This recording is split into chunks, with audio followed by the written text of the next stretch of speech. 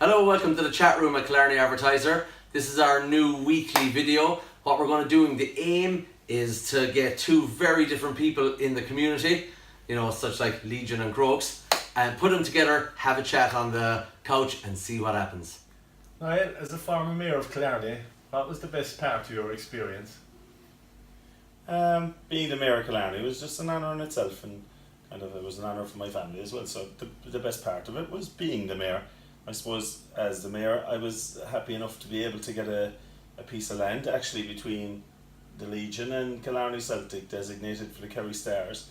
Nothing's really happened with it since, but hopefully something will happen on that piece of land. So that's probably the best memory I have of being the mayor, is that we were able to get that over the line.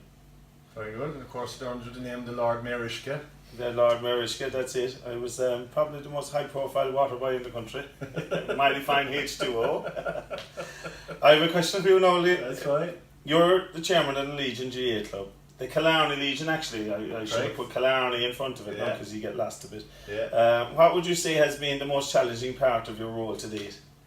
I suppose, as with everything, the most challenging part of your role is your rivals.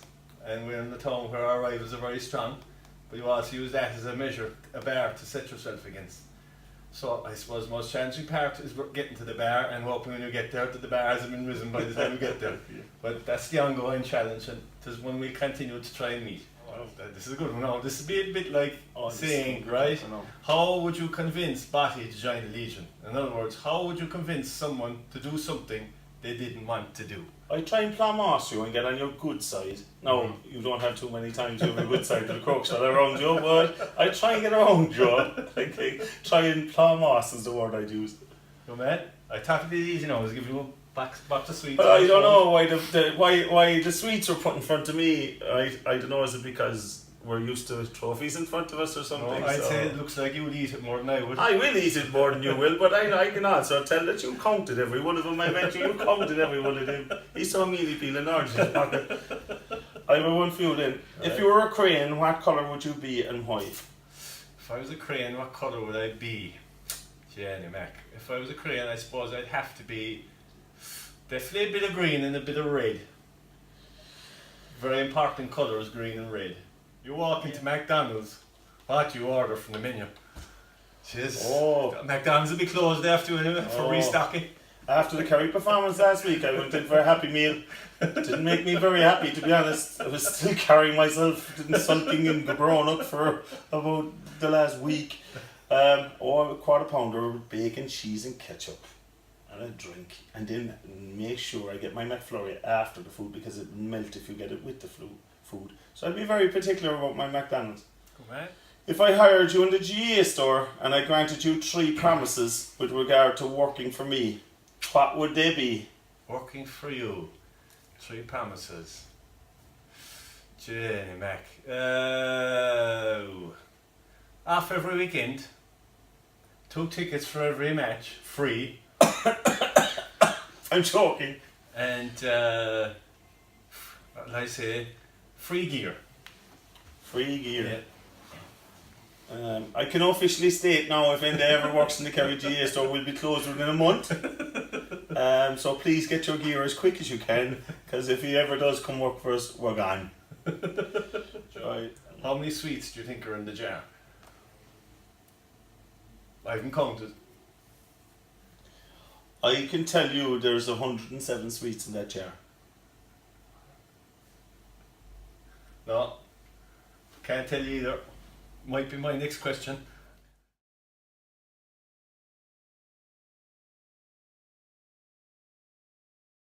119. I was close. See, I'm a professional when it comes to looking at sweets. I'm a professional at eating them as well. Right, I have one for you. Jesus Christ, I don't know where to get these. Sorry, Father, if you're watching. You've been given an elephant. You can give it away or sell it. What would you do with the elephant?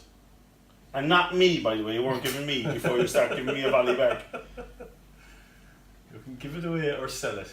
I suppose there was a circus there in town a couple of weeks ago. I suppose I'd bring them up to the circus and see would there be any takers for it. I definitely couldn't keep him anyway.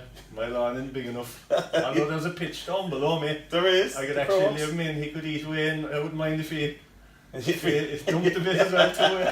Turned it into the old ballast pit. Yeah. Who would be the best Crokes player you played with, considering you only played up to about under 9, I think? And who was the best Crokes player you've ever seen? So the best one you played with, and the best one you've ever seen. Best player I ever played with was a fella called Coleman O'Shea. 6'3", could do anything. Was a Kerry minor, Port Road, Yeah. lovely family, great athlete. He was a great soccer player, great basketball player, won a basketball All Ireland with the school. But football wise, Coleman at our age was brilliant. And he wasn't one of these big fellas that when they got older, everybody caught up to him. He was just really good anyway. He's a policeman, isn't he? He's a policeman over in England now. Yeah. But it has to be him and Aidan O'Shea. Aidan was special at the time because Aidan actually made the Kerry team at 19 before he I got remember injured. he scored 114 in the East Kerry underage final one time in the small pitch of the park. That'd be You right. have to see to believe it. Yeah. Yeah. We scored 115. I got the other point. Yeah. No, you're eating.